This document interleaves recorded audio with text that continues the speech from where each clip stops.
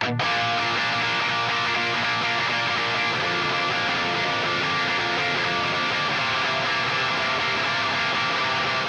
comes the Nastygram.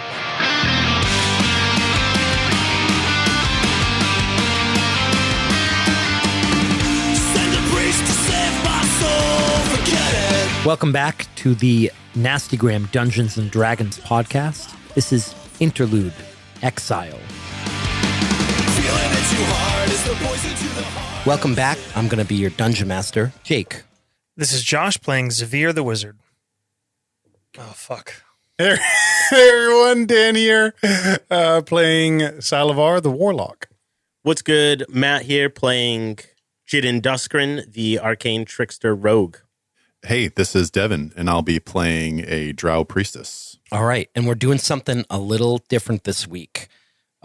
Last episode obviously wrapped up the first sort of part of this game, and we saw all of our heroes flee the city. Flee, leave, whatever you want to call it.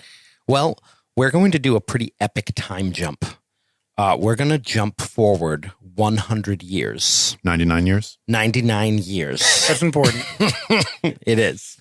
So what we're going to do today is we're going to do some interlude scenes with all the characters, and we're going to just kind of see where they are over the course of that time. So we're going to do a couple cutscenes, and then I think we'll probably just kind of bullshit about it and just kind of talk almost session zero-ish. But first, you guys all have some cool scenes you wanted to do, and then we can chat a little bit after that and kind of talk about where everyone ends up and what brings them all eventually back to the city. Because I want to play a game in the city. Me too. Yeah, we haven't been there yet. I probably definitely find like a Staff of the Magi and a couple other things. Stuff like Sure. that. You're really stuck Can on I the have staff that? of the Magi. Well, it's just Can you give it to the Magi? Well, yeah, maybe. So I've talked to all of you about kind of how your characters are going to change a little bit, what's going to happen. Oh, I guess I should also mention there's going to be a pretty significant level jump. What did we decide on? 12. 15. Nice try, Matt. Good job. Matt gets an inspiration for being very drow-like. So we'll talk about like, how the characters end up changing and everything. But let's jump right in. You guys want to dungeon master this for me? We've got a mixture of improv and kind of pre-written scenes. So let's do it. Josh, let's start with Zavir, because I know that your scene happens in the life of a drow not very long after. Just a heartbeat. Just a 8 or 10 or A 12 little years. decade. Yeah. Yeah. All right. Screen fades up from black. We see Zavir in the center of a room being thrown to his knees. His arms are extended out to the side, and we see chains wrapped around them. His wrists are bloody as the chains are pulled again, forcing him further down, dropping him all the way to the floor, where his face hits with a thud. As he looks up, we see there's some dim light, some kind of fairy fire in there, for the audience's sake. And we see that he has been heavily abused already.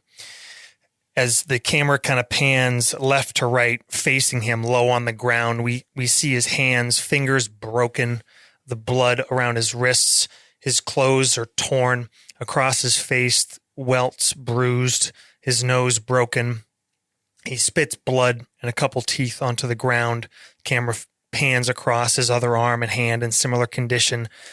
His index finger, the one that would point to unleash his arcane abilities, grotesquely broken and twisted back onto his hand. And he coughs, and his eyes slowly look up. And then we shift to his perspective, and we see towering over him Fenrir Tuatara. I have good news for you, Zavir. She steps forward, kneels down. It's a misunderstanding, my lady. I have good news. I am once again in the grace of Loth. I have the blessing of the Spider Queen. She puts a hand on your back, and the whip marks begin to close as your wounds heal. Yes. She whispers in your ear, that means we can do this for a long time. The Xavier had started to, his face had kind of, he tried to put on a smile, and then the realization, the reality, the memories of what happens in life in Menzo kind of rush back to him, and you see just abject horror on his face. But I wonder, before we start again, tell me, where have you been this past decade? Nowhere significant. I would tell you if I knew. I would tell you the others, the betrayers. The whip cracks and the snake heads bite into your back. The scream becomes kind of a flash, a little bit of a montage. Torture montage. Yeah, a classic Rocky torture montage of just the snake whip coming down, boots landing on fingers, blood being spit. Eventually you see Xavier cracking, saying his companion's name, saying all sorts of things. And that's the realization that none of it matters. This is trending in one way. Finally, it's gone on who knows how many times. And we see the snakes kind of do that soothing bite, that little love bite, healing some of the more egregious wounds as Xavier is pulled up to his knees, needing help to even remain at that level. And somehow he knows that this might be the last step. He looks up at Fenra and he says, Your lady, I only seek a way to redeem myself to you and to the queen. Always the forked tongue. Always talking too much. With that, Fenra's hand reaches back. The snake whip descends. We see Xavier's face. The snakes bite into his face, pull back, tearing chunks of flesh off. Descends again and again. Xavier's screams turn to just gurgles. The camera looks down over the top of his head and just see blood dripping. He's trying to collapse. Once again, people off screen pull him with the chains, pull him back upright.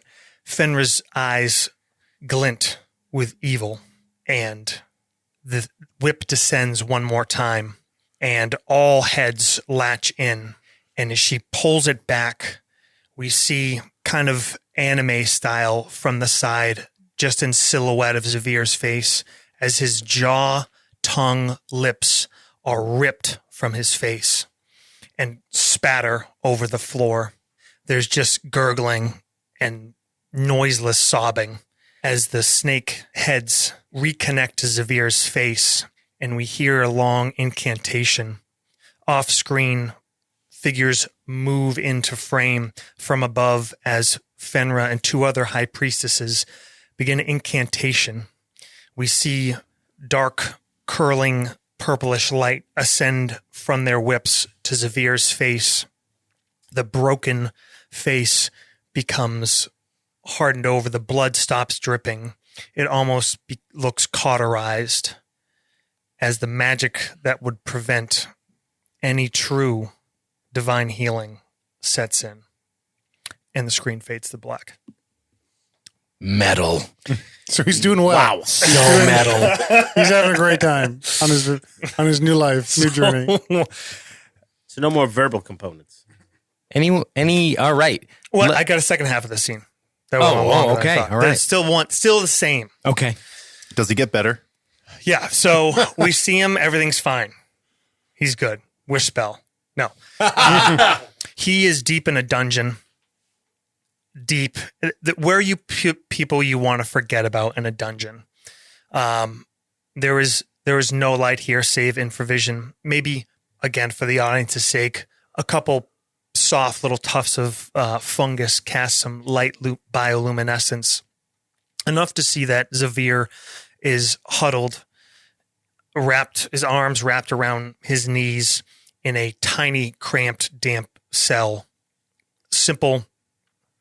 A simple metal grate blocks off the only entrance to what is just a rough-hewn stone chamber. You see his fingers twiddling over and over and over with the ring on his finger. As he plays with the ring, we hear the voice of Lady Alita in his mind. We told you not to return to the city, but Xavier always knows best, yes? Xavier always has some plot he's working on. Well, what is it now, tongueless wizard? The voice that can only be heard in his own head now, Xavier says, I'm sorry, my lady. I'm sorry. Shar does not accept apologies. Apologies are weakness. There must be another way. There must be something she can do, something you can do. I've served her. I've given so much. Come, please. Perhaps it would be best if you just died down here so that someone else might find this ring. Someone more worthy of it. You can't say that. You can't mean that. You don't. Lady Alita. Lady Alita, you can't leave me here like this. You can't leave us. The camera kind of pulls back, and aloud now, out of his head, we hear Xavier's scream. The camera pulls back again, almost in darkness. We see across this cavern floor, water just hitting. Drop, drop, drop, drop. That's really good. That was really good. I used to We're gonna annoy clip the that. shit out of my teachers. In the screen, there's kind of a transition fade. And we see the start of the growth of a stalagmite, 3 or 4 inches tall, as decades have passed. The camera kind of comes into focus. A scrawny figure crouches in the cell. He seems agitated, alert, as if he knows something is coming. He walks to the edge of the cell. We just see the outline of his face. It's in shadows. His hands grip the bars. We see appear on one of his hands a ring. And then extending towards him is a small, shadowy, clawed hand that reaches out. The frame is just Xavier's hand and this small creature's hand. It's barely bigger than claw, like a lizard. It reaches out, wraps its little talons around that ring, and there's a pulse of light. We cut. Fade to black. Cut to black. Smash cut to black. Awesome.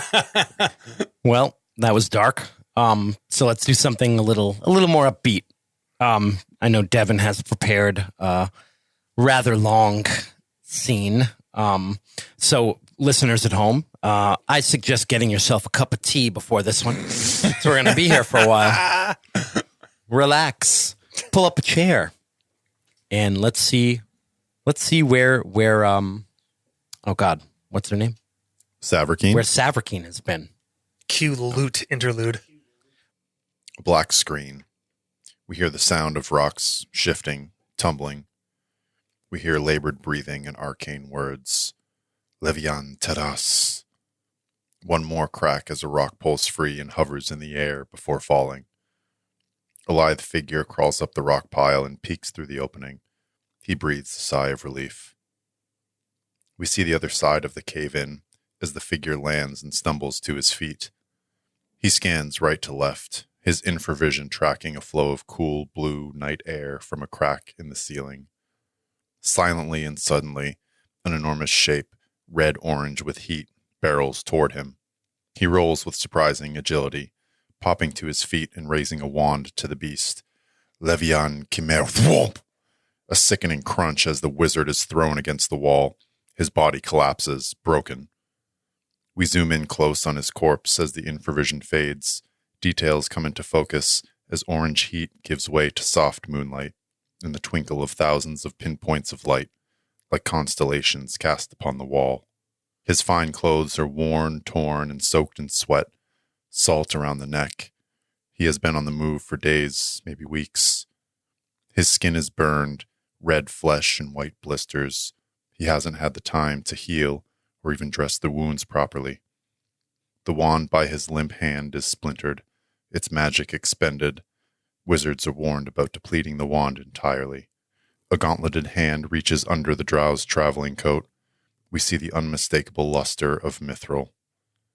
The hand retreats, holding a small book, scorched and tattered like its former master. A second hand joins the first and opens the book, pages torn out or smudged beyond recognition. Forced casting. Desperation. The book snaps shut, and the hand again reaches towards the body. A delicate finger hooks a silver chain around his neck and pulls until a pendant appears from the collar. The hand grasps it and tugs, snapping the chain. The hand opens and we cut to the face of Savrikeen, hooded and dark, save for her eyes that shine an incandescent blue. Protection from good and evil. What were you running from? Her eyes go wide as if remembering some neglected responsibility. We zoom out and see now Savrikeen standing under the moonlight. Her silhouette is cut of perfect darkness, dotted with an infinite aggregate of stars. They shift as the air around her swirls, and she rises into the air, vanishing into the night sky. The camera lingers on the half moon. A cloud passes and we cross-fade to a darker sky, a new moon. We pan down to a wide shot of a vast countryside, soft lights of a town in the distance. White text appears in the middle of the screen. Lorel, 97 years earlier. The last of the congregation leaves the Temple of Saloon. Conversations spill out into the streets of Lorel and carry on towards the only other building still burning its lanterns. Back inside the temple, 5 dutiful dwarves straighten pews and return the hymnals to their shelves. The work is quiet, but the moonlight is soft through the stained glass windows. One of the dwarves, a man, young but bearded, drops a broom, shattering the calm. Mum, someone's here. An elderly dwarf woman turns towards the door, and her smiling expression turns grim. Selena, take Shireen to the back. We'll finish in the morning. Arby, help me with this. But, Mum, it could be dangerous, a trick, Selena protests. Selena, take your sister to the back. Send Rutus out with a robe and bandages. Yes, Mum. Selena sneers sidelong at the wanderer. Her silver hair whirls as she turns and ushers her siblings away. Come on, you lot. Do as she says. The elder dwarf approaches the wanderer slowly, her hands raised. She speaks in common. Hello there. My name's Salai. I'm a moon maiden of Saloon. I'd like to preserve you. The wanderer nearly collapses, but catches a pew and holds himself up. Salai rushes over to catch the figure. Her hands are soft but strong. She bends down to get a look under the wanderer's hood. Her skin is ashen gray, her eyes pupilless orbs, her hair white as snow. Oh, dear. Arby, close the doors. Here, lie down here, poor thing. Footsteps approach as Rutus returns with a robe folded across his arms. Spools of bandages lay atop it. Rutus, join your sisters in the back and go straight to bed. You hear me, boy? Yes, Mum. Salai turns back to the wanderer. He's a good boy. Don't mind my granddaughter. Her hair may be silver, but she's got a red-hot fire in her. Got it from her mum. The elder's hands move across wounds, old and new, and they begin to mend. Now where did you come from? The wanderer's eyes shoot open, and she grabs the dwarf by the wrists. Sharp nails draw blood, but the moon maiden does not flinch. Now, you're safe, dearie. No one's going to hurt you. Arby, make sure the little ones are in bed. Get her room ready for this one. The wanderer releases her hold on Salai, though the dwarf could have easily pulled away if she wanted to. She feels frantically around for a pack she finds on the ground next to her. She reaches inside and produces a chunk of metal the size of an apple. The brilliant shine of mithril reflects in the dwarf's eyes. Fascinating. You're full of surprises, aren't you? She closes the wanderer's hand around the oar and rests it back on her chest. Well, you can hold on to that. Lucky for you, I'm bound by my mistress to welcome strangers. She winks playfully. Now come along. We've a bed for you. Someplace dark, I promise. The wanderer gets to her feet, her arms slung around the matronly dwarf, and they begin walking. Salai looks up one last time through the stained glass, the moon now a thin crescent. We fade out. We fade back in when the wanderer awakens next. She's dressed in simple robes. Water, food, and clean bandages are set on a table by her bed. Her wounds are covered, though mostly healed at this point. She hears voices through the door. They speak in Dwarvish. The wanderer stays as long as she needs. It is not our place to deny shelter to a daughter of the moon. Daughter of the moon, retorts Selena. She came a bloody mess to our doorstep. You remember why we came 2 years ago? Another bloody mess. Laurel can't have her. Salai responds. She is a moon elf, come from the Dale lands, and nothing's followed her here in the past 3 days. Besides, we've enough steel in this town to fight off a horde of giants. She stays, and that's that. Steel in the hands of cowards, says Selena. Muffled footsteps retreat as the door slowly opens. Salai speaks in common. Sorry, dearie, did we wake you? The wanderer rises from the bed and bows politely. She speaks in Dwarvish. Thank you for restoring me. I will be gone by sunrise. Salai looks disappointed, but she quickly comes up with an idea. It's not that easy, dearie. See, we use the last of our antidotes to draw that poison out here, and my grandkids are no good on the kettle. The wanderer bows her head again, hiding her sigh of relief. I know how to prepare dry herbs and mix simple salves. Good enough, dearie. I'll be in the basement when you're ready. Oh, and it gets hot in the springtime. She looks at the wanderer and then to a chest of drawers. Atop it lies a skull cap and a sharpened razor. Can't be too careful, dearie. Not everyone would understand. The wanderer nods as she holds tightly her long braids of white. We montage, fading in and out, the wanderer always dressed in her simple robes and a skull cap. We see the wanderer trimming herbs with Salai in the lantern-lit basement of the Temple of Saloon. We see the wanderer reading hymnals as she replaces them when moonlight services end. We see the wanderer dancing under the stained glass when the rest of the town is fast asleep. We see the bright sun above the fields outside of Laurel. 5 dwarves toil in the field, plowing the soft earth. Practiced hands pull weeds and plant seeds. Selena delivers a decisive swing to the top of a fence post. She rests the head of her hammer on the ground and wipes the sweat from her brow. Glad the wanderer's fed and watered. Nowhere to be seen when there's work to be done. Rudis cracks a mischievous smile. Quiet yourself, Selena.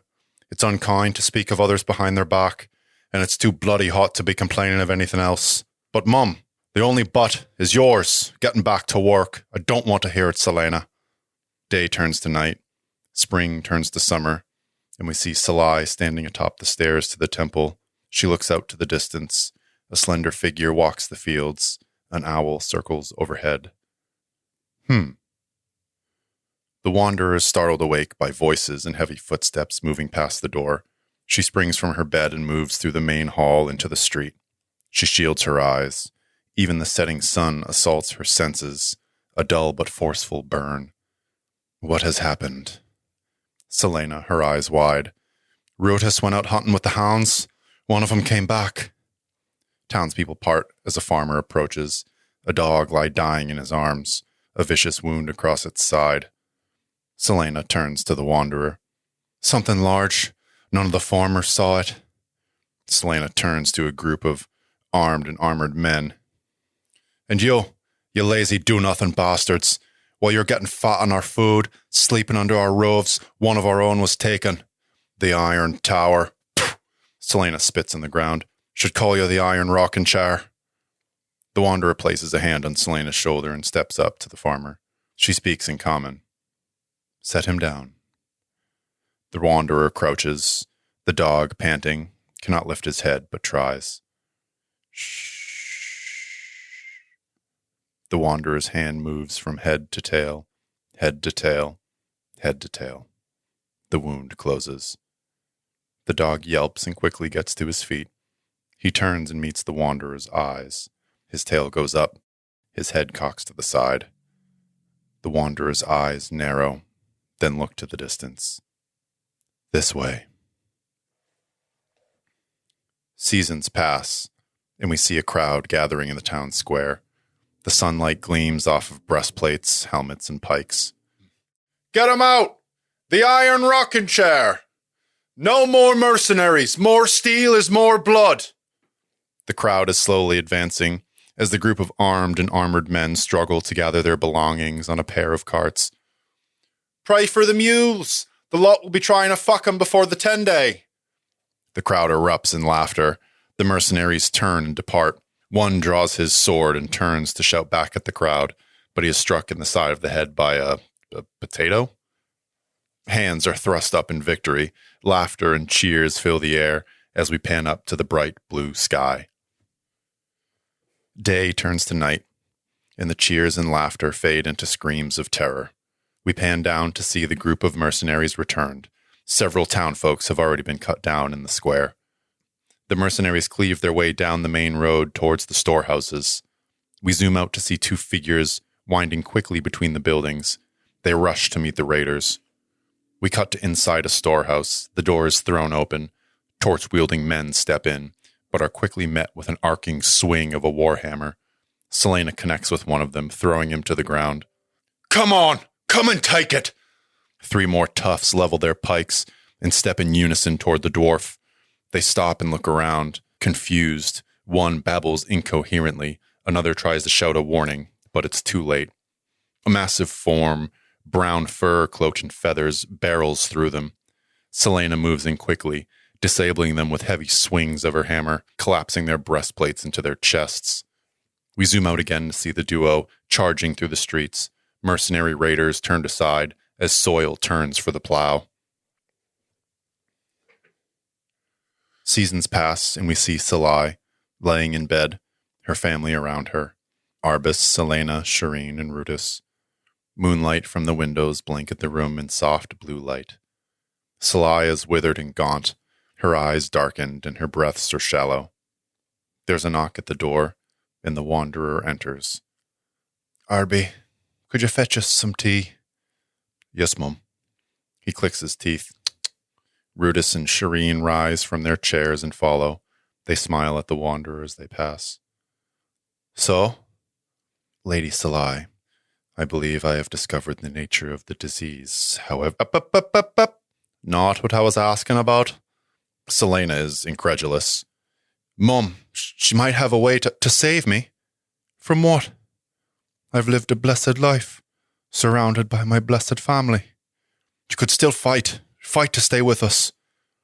I'm not going to fight it anymore, Selena. I've made peace with it. Your father's made peace with it. Even Rutus and Shireen understand. And I didn't keep you in here to turn me around. She raises a finger. There'll be no more talk of this.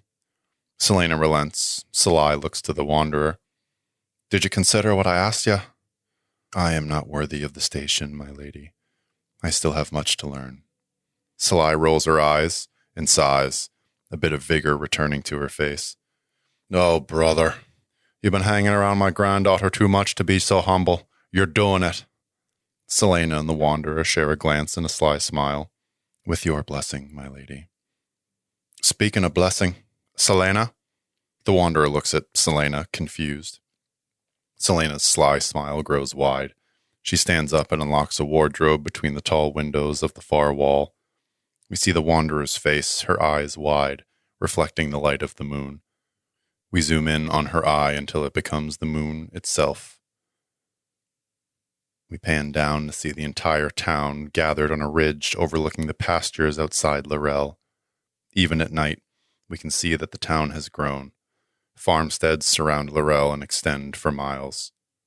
Selena stands atop the ridge between a great stone obelisk and a figure kneeling to face it. Behind all of it, low in the sky, is a full moon, immense, glowing brilliant gold. Selena walks towards the crowd. She rests a hand on the kneeling figure's shoulder. Tonight, We are gathered at the resting place of Moon Maiden Salai to witness a most sacred moon and to beseech Our Lady of Silver to bestow her blessing on a worthy soul. If there are any who protest this recognition under She Who Guides, let them speak now. Selena pauses. Something catches her eye.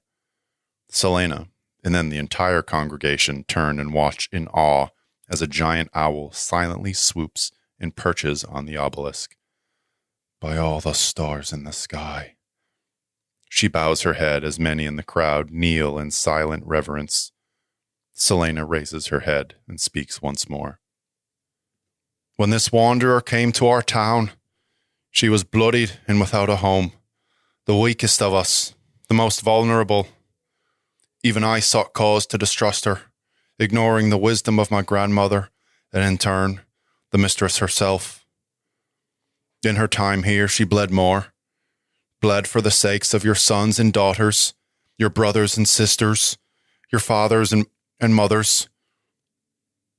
By the moonlight, she saw that our crops grew strong, that our livestock slept soundly, and that our gates stood stalwart against all that would harm us. Selena places both her hands on the wanderer's shoulders. And by my right, in my honor as watcher of the temple to the Moon Mother, I call you to rise and declare yourself. She leans in close to the wanderer and whispers, A moon maiden needs a name. The wanderer rises and turns to face all those gathered. She stands resplendent in mithril half-plate. A tiara twinkles on her hairless head. She turns to look at the great owl. Its gaze meets hers. My name is Salai. I am a moon maiden of Saloon, and I vow to preserve all that is touched by moonlight. From the back of the crowd, the attendants rise to look upon the anointed moon maiden as owl wings unfurl behind her. Years pass. Once again, we see a crowd gathering in the town square, but there is no shouting, no cheering. Townspeople are solemnly loading carts and saddling horses. A young girl weaves sunflowers between the panels of a cart. We cut to the main hall of the Temple of Saloon. Inside it is dark, lit from above by permanent fairy fire. Heavy shutters cover the windows, yet moonlight still shines through. Selena and Lady Salai stand in the center of the room. They arrive a 10-day early. I know. Something's happening in Waterdeep. They're calling all of us back. From there, I don't know where we're going. Then I will come with you. No, you won't. Someone needs to stay here, watch over Shireen and the others. She shakes her head. Something's coming. I don't know what and I don't know when, but the stars are stirring. You've seen it, Salai. I don't want you to go.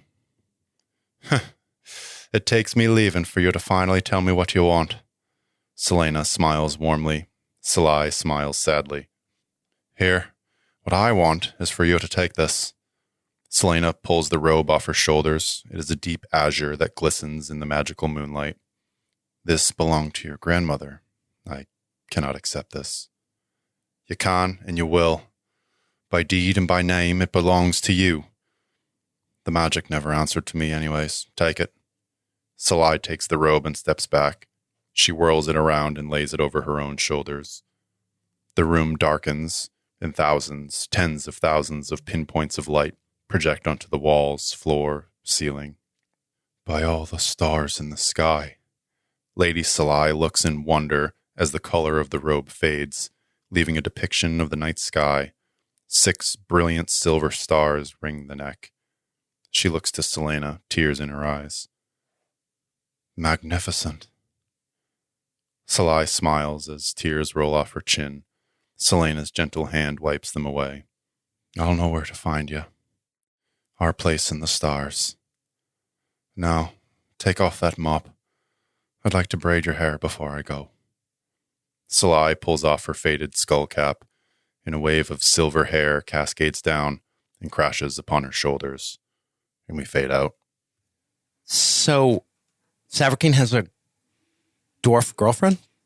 Dwarf that- friend? I've got a lot of questions. I've got a lot of questions. She left. Okay. She left back to long term, long distance. long. It's relationship. complicated. Which is not a problem when you're a druid because you can just teleport. Yeah.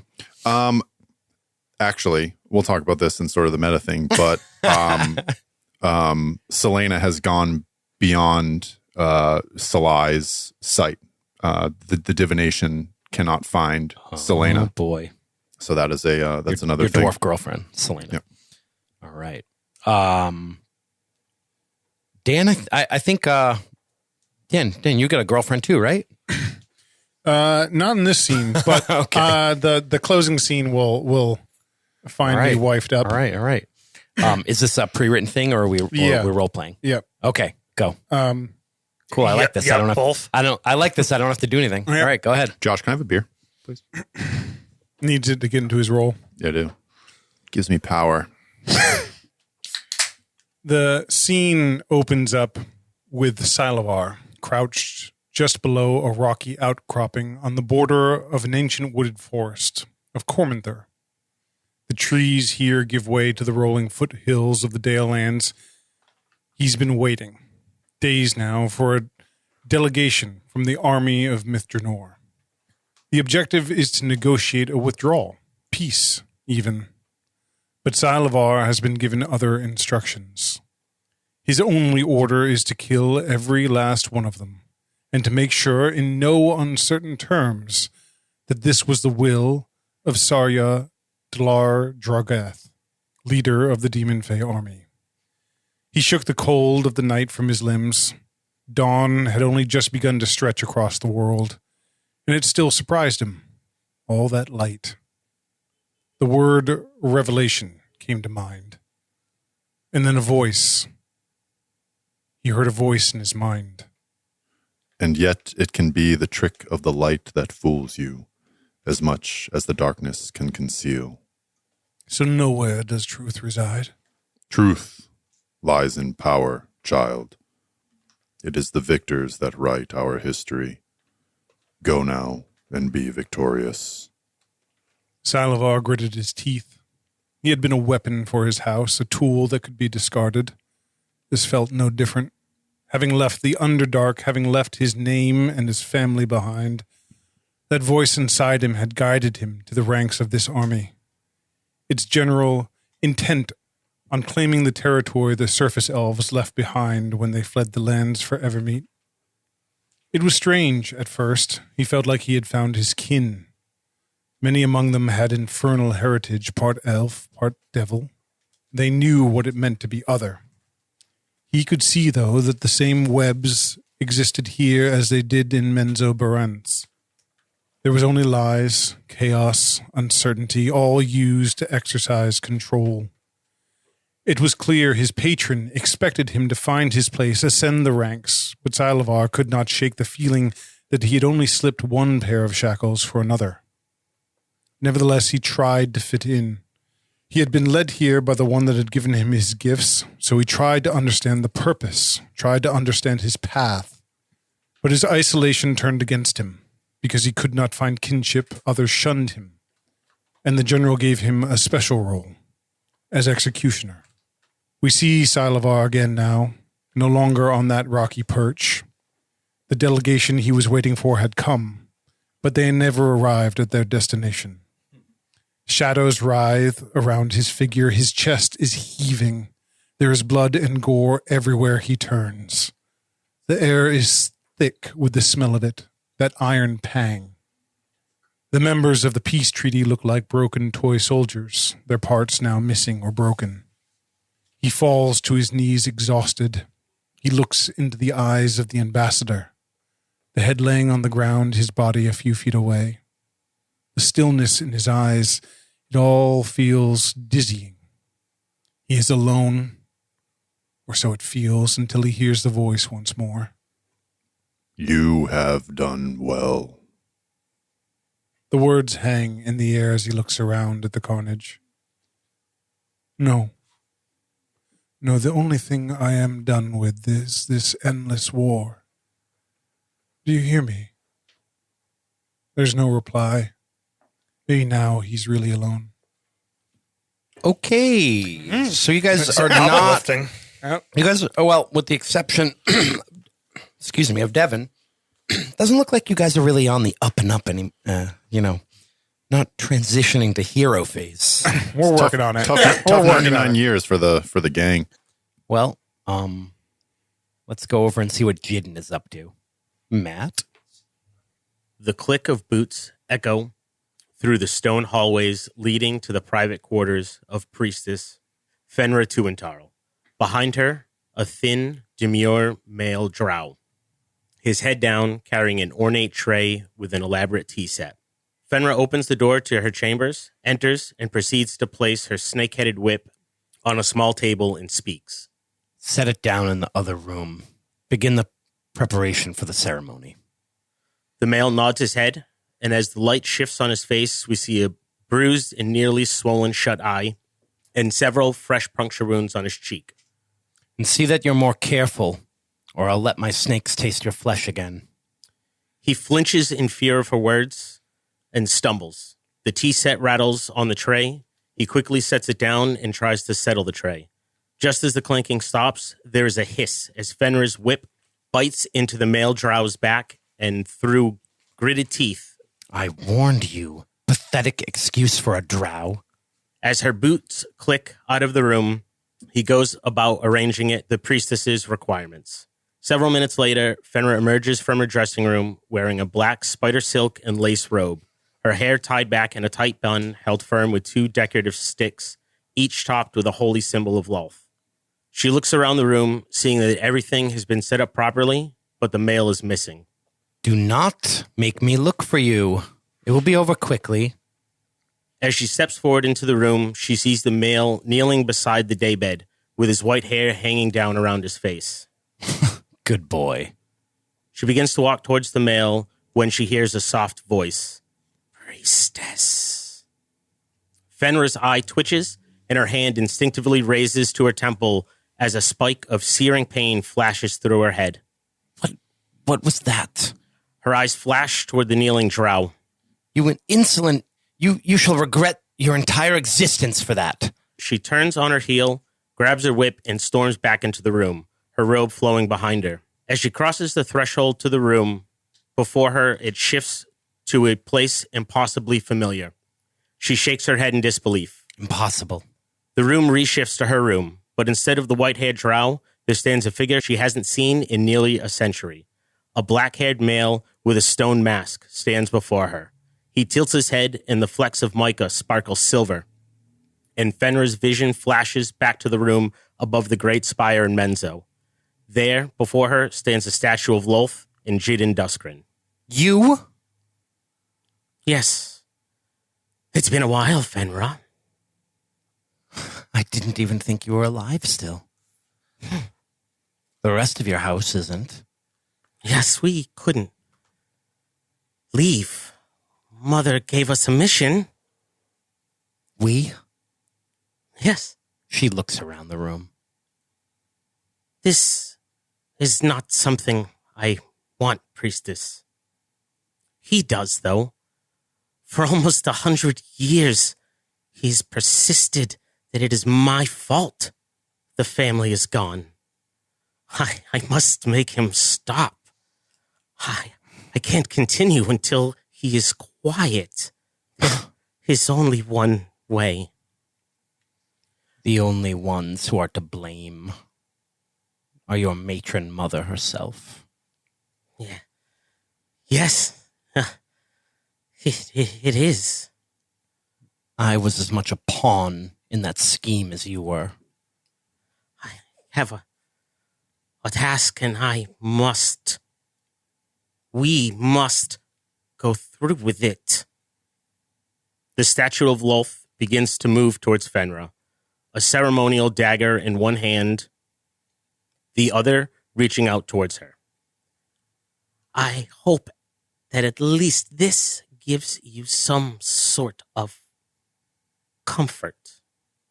Fenra reaches out a trembling hand to Lolth as water begins to well up in her eyes and tears begin to roll down her cheeks.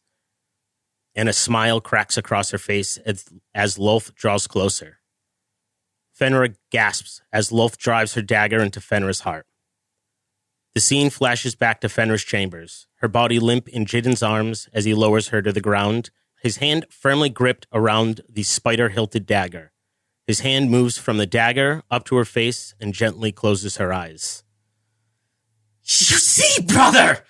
It changed nothing. She is gone. No! Taking her life will do nothing. I control our path now. You were so wrong. Jidden's eyes focus on the pool of blood that is slowly forming around him. We must go back to Waterdeep. Regan de Aerith has a task for us. Jidden stands, leaving Lolth's blade in Fenrir's chest, and turns to the door. From the hallway, we see the door open just as an emotionless stone mask fades from view and the scene of Fenra Tuantarl's death fades to black. Okay, so Josh, let's see what Zavir is doing while Jidden's off, murdering people. Yeah, his everything's good now. He's got a happy home. He's got a wife and kids. Wow. Everything's great. Only Big moving shift 5 years. Big shift from the torture. No, we see camera comes overhead, looking down on a cracked, snowy mountain ridge. Zooms kind of straight down, and we slowly start to see amongst the snow and rock remnants of these ruins with a lone figure sitting cross-legged in the mouth of a opening. The sun has just set, so it's kind of like a pale twilight, and the camera zooms down onto this figure as holding a parchment, and the angle kind of pivots to look at the parchment, and it's a hand-drawn map that we've seen before. The view pulls up to see the landscape of where the party of drow, the raiding party, stopped with the goblins. Down below, we see drag marks, clear that creatures and machines were used to drag something of enormous weight up the mountainside into the ruined cavern behind him. The camera now pivots around. For the first time, you see the face of Zavir. From the eyes up, looks much the same. And then he kind of stands and adjusts the fur cloak around him. And as he pulls it back, you see still the lower portion of his jaw is gone. See teeth, scar tissue, just this angry, permanent, magically healed and cursed scar. As he reaches into a pouch inside, he takes out some sort of, almost looks like a berry, but it's clear it's not natural. And he puts it towards the opening that was once his mouth, squeezes, juices run down into his throat, and he kind of twists his face and turns, moves back into the cavern. Inside the cavern, we see on a large dais the massive form of the iron golem. All around it are arcane markings and chalk drawings, books laying open. And we see kind of a montage of just time passing, Zavir going out, kneeling, staring out into the distance at twilight and at dawn. And it's his eyes kind of on focus every time. And then he's back in, working in there. One evening, he's kneeling outside. The sky kind of darkens, storm clouds, some lightning flashes. All of a sudden, a flash comes over Zavir's eyes. Not lightning, but a arcane blue. In both eyes, they kind of arc out. His body seems to radiate energy. And suddenly, not from the sky, but from the rock all around him, these bright blue bolts arc into his body. He's kind of lifted up, hanging as this energy courses through him on his face, we see what the scholars will eventually call one of the effects of the spell plague that fell upon Faerun dash into Zavir's body, and a spell scar form going over his forehead, through his eye, onto his cheek. Almost looks like a darkened burn scar. And as he comes down to the ground, that eye is now a pale blue, and it almost radiates, it pulses energy.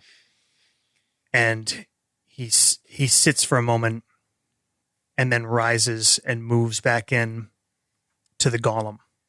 And then the last shot we see looking down, this eye pulsing blue, and there's a flash, and for a moment the eyes of the golem pulse blue, and we see it move.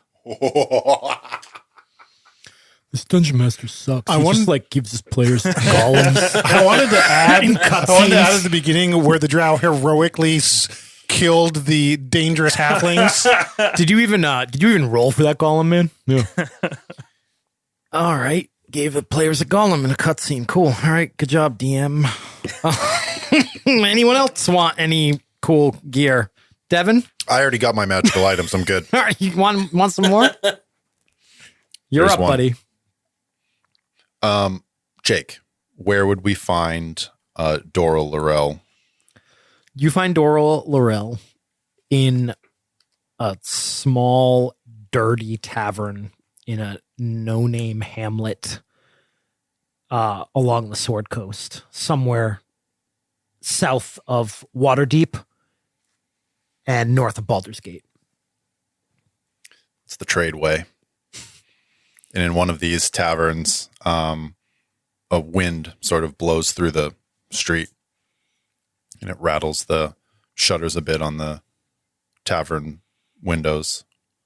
Doral is sitting in a rocking chair in front of a hearth, just kind of plucking away at a small harp. Not really playing a song, just kind of keeping himself occupied.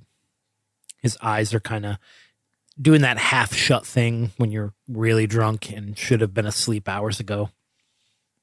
Amidst all the sounds of the dying crowd. They're not actually dying.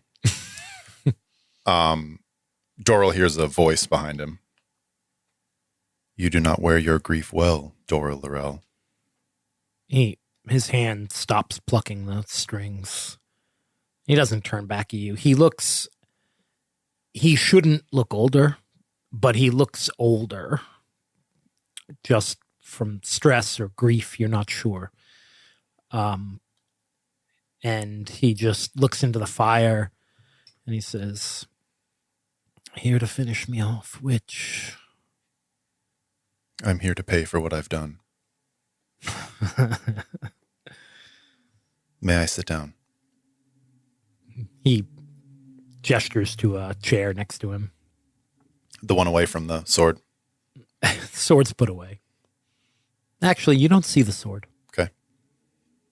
He looks at you and he says, "You look different. Bit of a suntan."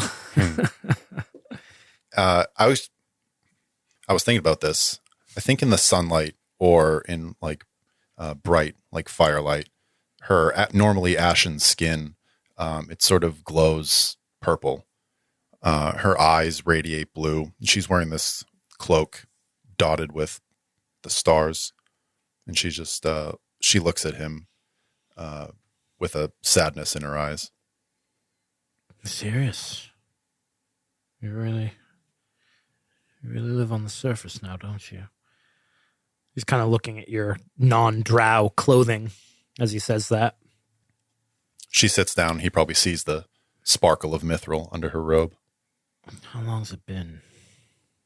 70 years. More time than most of them get. But nothing to you, right? Since I have been here, I have learned to measure my life as they do. I always appreciated how they seem to live every day with such urgency. They live passionately, for good or for ill. The high elves, at least the ones I knew, They just seem to meander. They're so slow about everything.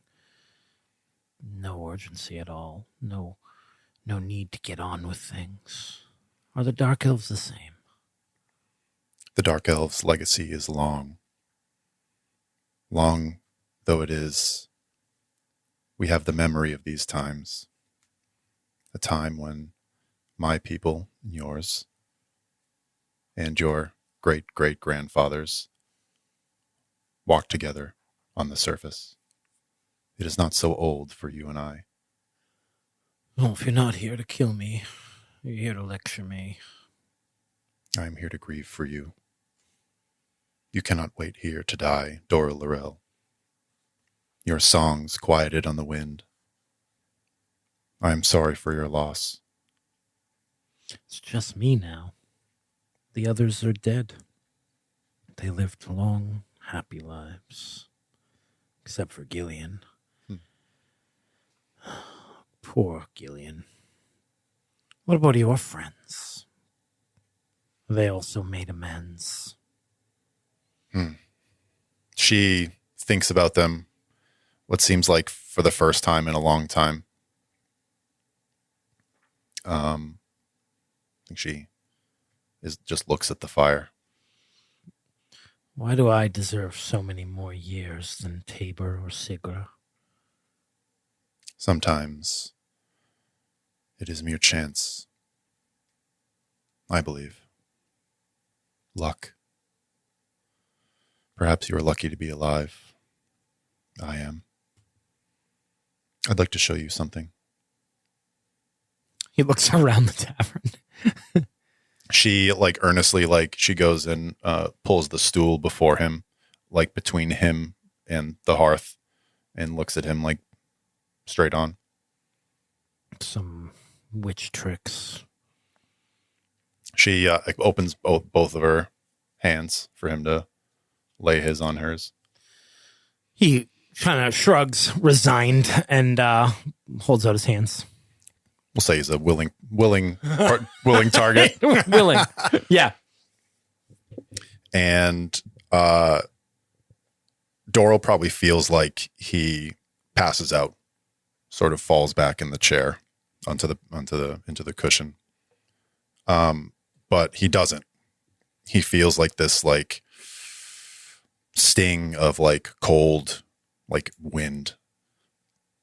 He smells fresh mountain air, and he sees just the farms and town of Laurel, the fields and the streets, the wall. And he's standing on a roost that's built on top of the Temple of Saloon. He looks up and he sees on the bell tower, he sees a figure wearing simple robes and a skull cap. She hangs on the rope that holds the bell and is leaning out, just looking over the town. She came with nothing, dying of poison, no noble title, and only a power in her that she has only begun to understand. Why does she deserve safety in a place like this? She was a monster that sieged it. I'm not convinced she does. Time sort of passes, and you see seasons pass, and this figure is no longer in the bell tower, but sort of walking around the fields. She says, she was met with mercy at the doors of this temple, and so she would become merciful. She was taken into safety in this place, and so she would come to make this place safe. It is not up for us to judge what people deserve. Only judge the actions and the path that one takes.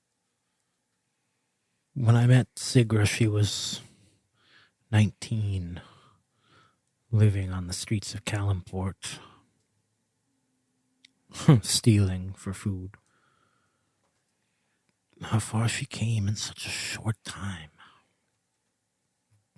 I tried so hard to convince her to go with me to my ancestral home, to find what it was that my family had sought for so long. A cure. A cure for being human. She was at peace, though. It was me that wasn't. You will find no peace in a cup or an inn. Dying is so much easier than living. To live in this place, I have felt the pain and grief. I have struggled more. But she looks up, still in the memory, and the moon is out. She looks to it. I have felt guidance on my path. It is not for me to judge whether I deserve it. It is my responsibility to walk it. Where does it lead? I do not know. All I can see are the steps in front of me. I have a friend in the East. He travels with blade singer wizards of Myth Draenor. He looks at his longsword that's leaned up against the hearth. You're clever. You did your research, didn't you? To have met you was to have known you, Dora Laurel. I don't know if I'm Dora Laurel anymore. Or just a sad drunk. Perhaps you will find out in the East. He sighs. And he slowly stands up. And he leans against the hearth, kind of looks into it. You see him just kind of looking into the fire and thinking. And then he picks up the longsword. And he just kind of looks at you and nods. His eyes still half closed. She reaches into a pocket underneath her robe, and she pulls out a strawberry. Okay. They're grown in Laurel, by the way, and hands it to him. He gives you a weird look. She takes another one out and eats it. Again, the kind of resigned shrug, and he eats it. It feels great. It's a good berry. Gets a hit point back.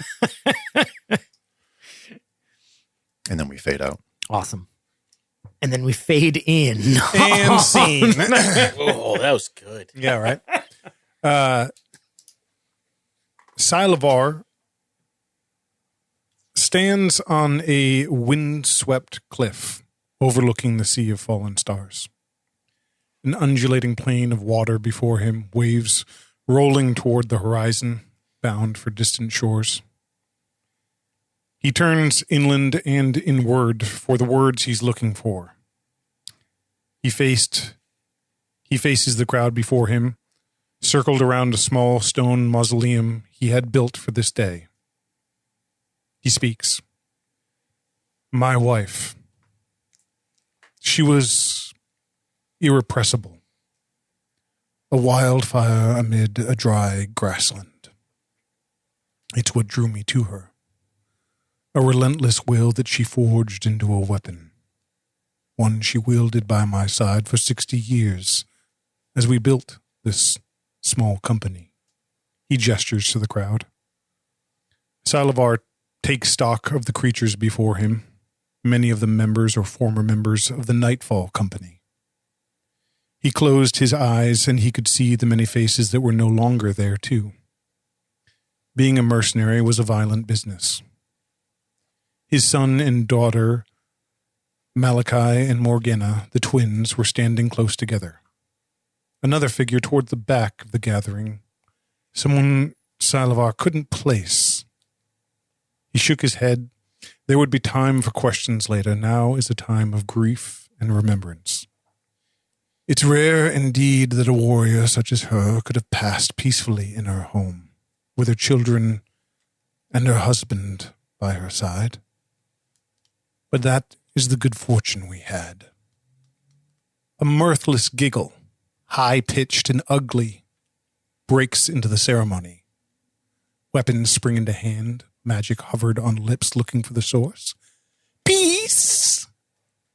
Peace! That is what you think you have? The words echoed out of the sunless crypt. A thick, infernal accent. The doorway yawned in darkness, but Salivar could see what others could only hear. The scrape of a heavy war trident as it dragged across the stone, the taloned foot, and then the rest of the spiked body as it revealed itself. Dark purple skin, arched leathery wings, and red eyes with a muted glow, peered out. A Spinagon, a messenger of the great fiends and devils of the nine hells. My master sends his greetings and his thanks. The soul of your wife will be the capstone to his return. The creature cackled with glee, which quickly turned to a wheezing scream as a sword erupted through his chest. Salivar's face twisted in hatred and anger. Coughing blood, the messenger said, No matter. I have delivered the message. I shall ascend, and you are doomed, for we are legion. Yeah. Sick. Sounds fun. What the fuck? So, a flashback to Darrell asking Savarkeen, what of your friends? Have they also redeemed themselves? So, Yes. first of all, Holy shit. Nightfall Company, is that your mercenary company? Correct, yep. All right, cool. You made yourself leader of a mercenary Yep. group. All right, cool. I did it off-scene. Really letting us really ramp it up. Just... We played And the board game, actually. I do like. But I they're do all like. busy when we're I was on our gonna next say, mission. I like how you didn't say like them or people. You said creatures. Yeah. Well, you know, it's... I'm just imagining a bunch of you gotta fucking be like woke. ogres and like weird. Cool. And the twins, do they look like tieflings? Curious. They are a pretty weird mix of weirdos. tiefling and devil and solar and elf. What? Yeah. Oh, I'm an Solar? Asimir, What the yeah. fuck? Oh, right. That's what you are. Dan is And building then- his next ridiculous character. You build it into the backstory, baby. So your dead wife Was a fairy, like half a tiefling okay. elf. Tiefling yeah. elf. Okay. Awesome. All right. They were knocking around Mithranor when I was out there. Yeah. Yeah. Josh, we got one more for you, right? Back to me? Sure. Doing more good guy stuff. More good guy stuff. Okay. So we go right back to that same spot on the mountain. Camera, once again, now it's familiar, zooms in quick, and now it swoops low and it comes up this mountain to where Zavir sits kneeling. And as it gets close, we see that he is actually slightly levitating. That blue eye pulsing strong. The camera kind of comes into focus around him as it sort of pivots around. We see what was just a dark shape come into focus, a massive iron golem standing behind him, silently, motionlessly. And then the camera swoops back around and comes right up to the eye, that pulsing blue eye. And we get flashes. Boom. They're kind of like swirled chaotic. We see some kind of city of drow. Boom. Comes out. We see stars pivoting, stopped. We see a certain sky. Boom. We see mountains shaking, crumbling, swiveling. Blue eye. Back to that city of drow. They look up, screams of horror. Mountain, earth starts breaking, crumbling. flash blue. We see a ring of keys, stones falling down, flash blue. We see a book, infernal writing on it, stone and dust starting to fall on it, flash blue. Earth cracking, drow buried beneath rock, and then boom, one last pulse of blue, and Xavier slowly lowers back to the rock. He stands, he looks up into the starry sky, weighing it against the vision he saw, counting days. He looks back to the golem behind him, nods to it, shoulders his pack, and starts to move through the mountains. The golem stomps behind him. Do you want to do the rest of it now too? Yeah. Okay. And I do have a quick question for you. Do you think that when you have these visions, Alita is aware of them? No. Okay, cool. I think that's the one thing he kind of Separate camps. has against her. I like it. The screen kind of wipes to black and comes back up. Xavier is standing in a cavern in the Underdark, the golem towering silently behind him. We see he wears a cloak with a kind of a shroud wrapped around the lower part of his face, just his eyes showing. And from the cowl, this creature emerges. One that we first saw back in the dungeons where he was cast to be forgotten by Fenra Tuantarl many years ago. Now we see it as what it is. An imp-like creature, but dark, pitch dark. Its eyes just a different shade of blackness. And it's a shadow imp. Xavier reaches a hand out, starts to make arcane symbols. And instead of the arcane words coming from him, they come from this imp on his shoulder. Suddenly, he lowers. Rock kind of moves aside. The golem steps forward and starts carving a path.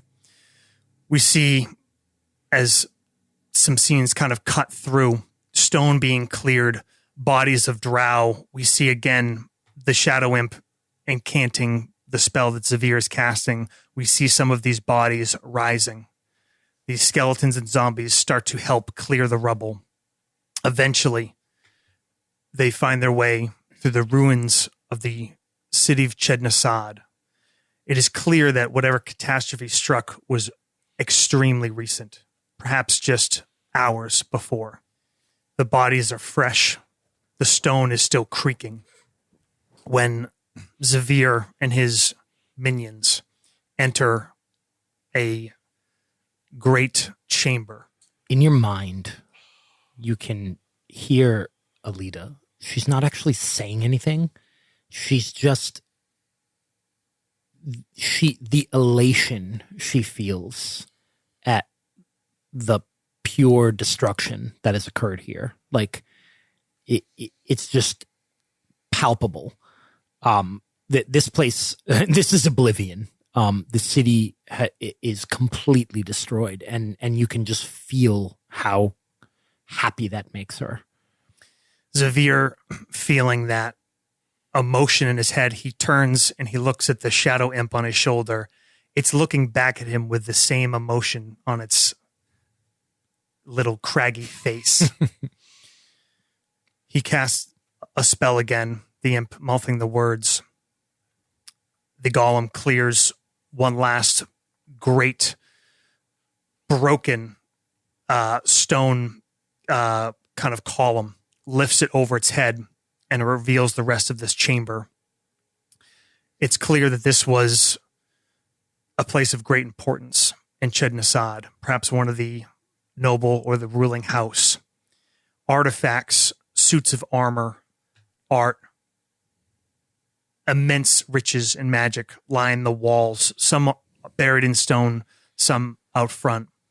And he feels the energy of Alita pulse as he looks ahead to, in a framed box with purple felt, hanging a ring of keys. Have you heard of the City of Doors? sigil? In his mind, Zavir speaks. Yes, my lady. They were forged there by the great locksmiths. Zavir walks forward, eyes them. They look simple and yet clearly exceptionally made. The key ring is oversized. It's this big band, of metal, this circle of metal with a dozen different sized and shaped and styles of keys on it. And you hear her voice say, "How many are there? How many keys on the ring?" There are 12, my lady. You tell her the truth.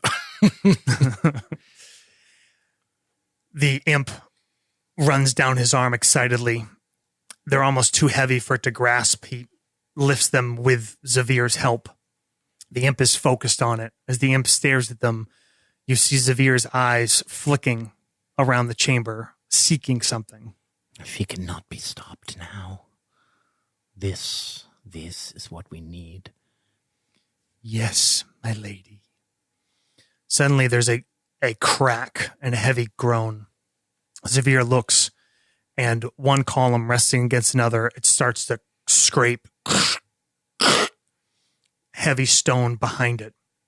Dust falling into the cavern. His eyes are now frantic, searching around the chamber, and he sees it in the distance. He reaches a hand out, gestures to the golem silently, and it runs forward, and just in time, this massive column falls. The golem almost buckles under it and holds it up, but stone and boulders start to fall and bounce around. The imp is frantic, pointing towards an open door as the entryway they came in towards collapses and rock. But Zavir runs across the chamber, stopping to reach What are out. you doing? No, the other way, to the door. Zavir doesn't say a word, but reaches at a table. There's a book half ruined, a stalactite shattered through half of it. He rips half of the book remaining, tucks it into his close, and turns and run as stone and rock. He's casting spells, the imp helping him, shield alighting over his head as rock bounces off of it. There's an open doorway ahead of him, and you see through the doorway stone falling, breaking, covering the hallway. Close the door, put the key in the lock, and then open it. Zavir closes. He grabs Any key. the key, turns it in. Stone keeps creaking. He turns the key in the closed door, swings it back open. On the other side, we see a forest grove lit by the sun. He looks back. The iron golem starts to buckle. It collapses down to one knee. He kind of curses his face. He nods to the creature, and he turns and runs as an explosion of dust and stone follows behind him as the door slams shut. Awesome. How did you Awesome. learn that books get you into trouble? Awesome. We worked on that one together, guys. That's A awesome. little bit. Good stuff. So I got the iron golem, and then I lost the iron golem. So now everybody has to lose your cool shit Yep, in your yep. next cutscene. I set a precedent. Dan got a wife and lost her in one sentence. I'm gonna be pissed. Like my whole company will have died in the ship on the crossing. Oh, shit. Dan, Yes. we see Salivar frantically packing his bags in his evil mansion, I assume. Small I don't know. keep. Small keep. Yeah. Okay. He's a minor baron. Tell me about that. What are you packing? Tomato. He's making considerations. He is planning for something or trip that he has not thought about for the last 100 years. He is packing things to go to the Underdark. There is a gust of wind. It blows the door open. It blows the shutters open on the windows. And Devin, And drow appears wearing a dark cloak spotted with pinpoints of light. we're essentially at current day, Okay. minus a week maybe. I don't know. So why don't you guys give us some updated descriptions? So this figure, Moon Maiden Salai, Sky Caller of Laurel, steps in. She has a gift that was bestowed upon her by the former Moon Maiden Salai, was a suit of mithril half plate. She still wears no sabatons, like nothing on her legs, barefoot, but like a breastplate and arm guards. She wears a circlet on her head that projects like the image of the moon or the current moon cycle. Her eyes glow blue, and she wears over everything this dark cloak spotted with stars. And she strides very gracefully. Salivar is standing in a small hall, and there are a variety of things laid out on the table behind him as he turns to face this person. He looks much the same as you probably remember him. He has sort of this pewter gray skin. His eyes fully glow one color, a topaz, and there are small black irises in the middle. And he has that very distinct hair color of his house, his former house. It is jet black, swept back behind two horns that rise from his forehead, similar to, but not as grand as Loki, if you can picture his horns. And his adornment is pretty simple, but practical. Blacks and deep kind of russet reds to hide the color of blood when it's when he's at work. It's his red pirate shirt.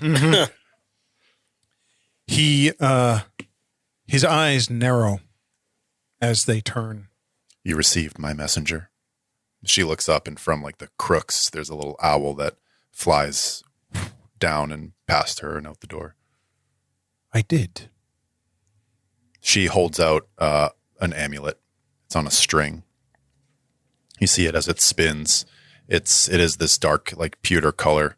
And as she hands it to you and lays it in your hand, there's symbols, infernal symbols on it, but arranged in a way to provide warding you would recognize. She says, I found it just 2 days ago on a drow come from the Underdark. Where? At the Owlbear Cave. The same one we found. But this drow had traveled long, expended much, and she produces a spell book, and all of the pages are ripped out, or the words, the pages are like scorched, burned from the inside, in a broken wand. Did it have any markings of a house? None. So we don't know where this drow is from. It is from the Underdark. And it wore this. A noble from somewhere. Something is happening down there. Salivar. This much I know. I was visited by a devil. How long ago? 2 days. It's odd, this confluence. He's slowly walking around you. And she's just sort of tracking you over her shoulder. She doesn't turn when you walk behind her. He comes back around into focus, looks at you hard. How long have you been here, Savarkeen? Here at my place. I have only just arrived. I came with utmost haste. His eyes do not leave your face. He's studying you for some reason. And you know me as Moon Maiden Salai. And now she's looking at you. He turns away, and he looks back at the table. He says, I have had word that there was a stranger amongst my people. A stranger that put poison in my children's ear. A stranger that has sent them to Menzo Baranzinth. And now I must go and get them. There are few that know my family history. He's saying this now, looking at the table. He turns and looks back at you. She's incredulous. You see his shoulders relax a little. So you know nothing. No. Salvar, I swear it. You could see now that there were kind of shadows around one of his hands, and they fade away. She sees that. High perception. Salvar, you will never be rid of that shadow you carry. Now I come to you as a friend. All I can tell you is that what goes on in the Underdark now, it is tied to the Nine Hells. Perhaps our history. I'm going back. Will you come with me? She looks at the pendant, and she looks at you, and she nods. We leave tonight. She nods again. As Silavar finishes packing, he's giving some orders to the men that are still left at the small stronghold. And he's finds himself standing sort of in that pre-dawn twilight, alone. And he says out loud, I know that we have not spoken for many years, and you may want to punish me for that. But as I see it now, our interests are once again aligned. I must go to Menzo Berenzanth. Will you help me? And scene. Maybe. That was awesome. Wow. Silavar Very just cool. figured drow could be drow. Matt, I sent you a little tiny Nastygram about our last scene here. Okay. It's in Signal.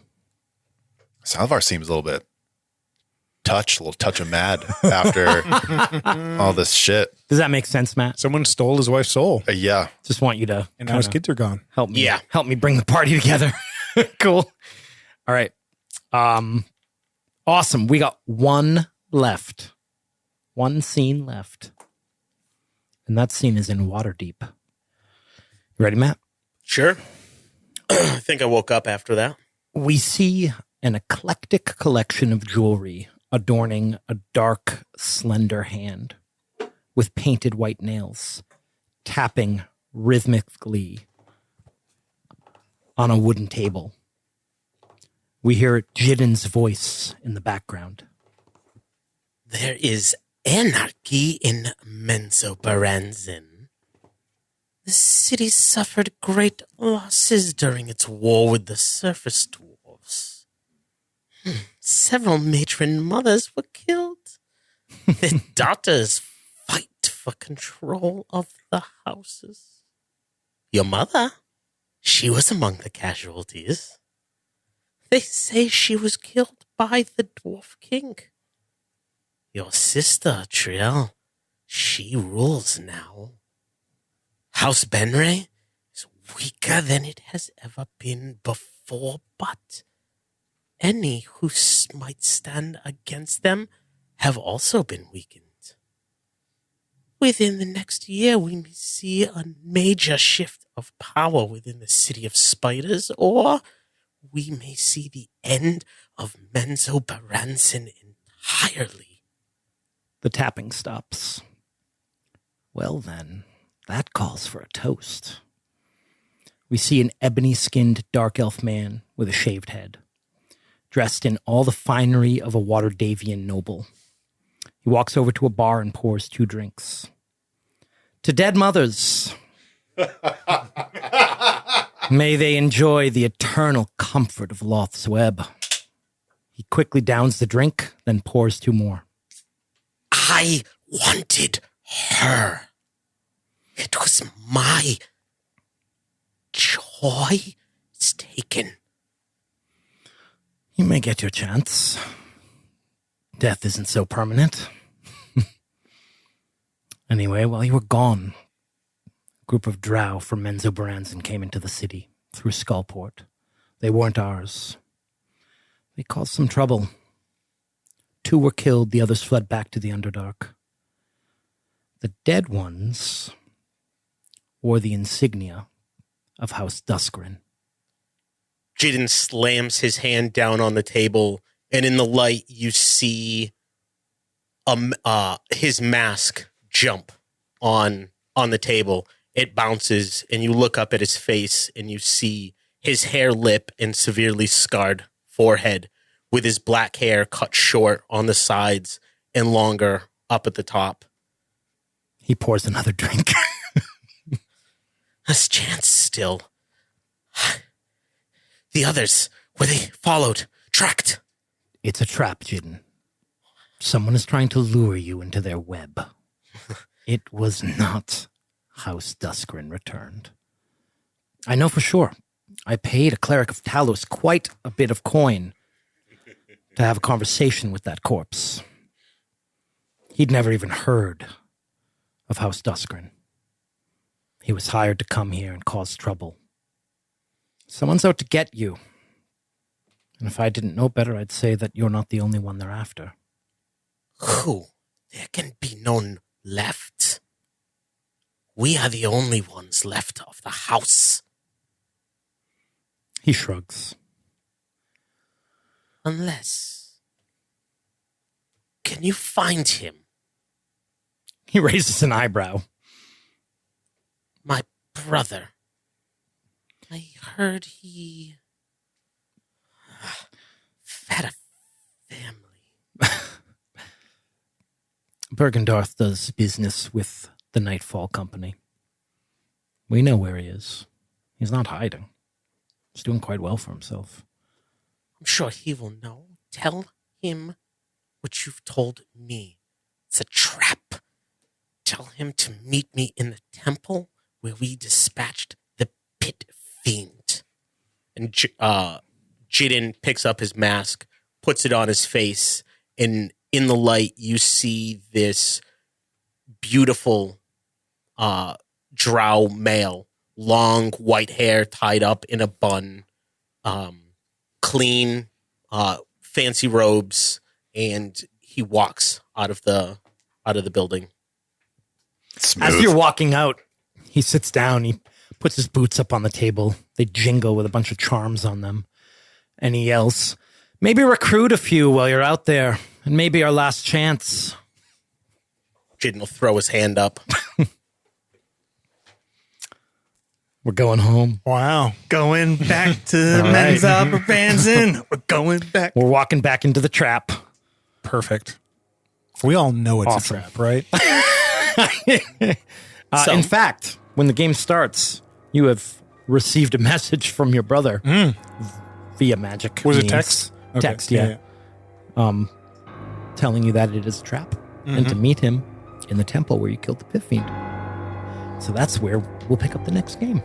That was awesome. See you in Menzo. Cool shit. Yeah. See you in Menzo. In And the that Underdark. concludes Interlude. But just for a good guy.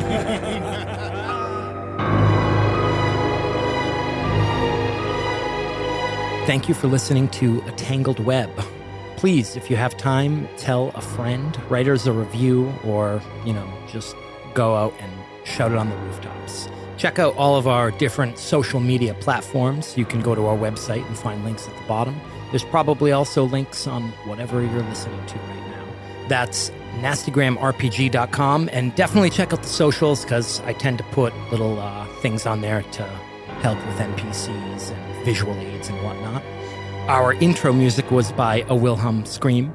Theme song is Oath by Adrian von Ziegler. All scores by Adrian von Ziegler and Antti Marttikainen. Thanks for listening.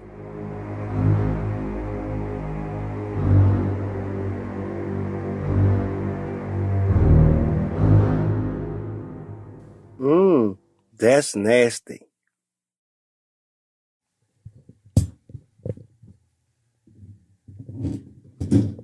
Yeah, good. Yeah, I really finger fucked that thing. I was just trying to. Yeah. It's Good radio. The others, they lived long lives. Wow. Not the gnome. What was his name? Fuck. Anyone know offhand?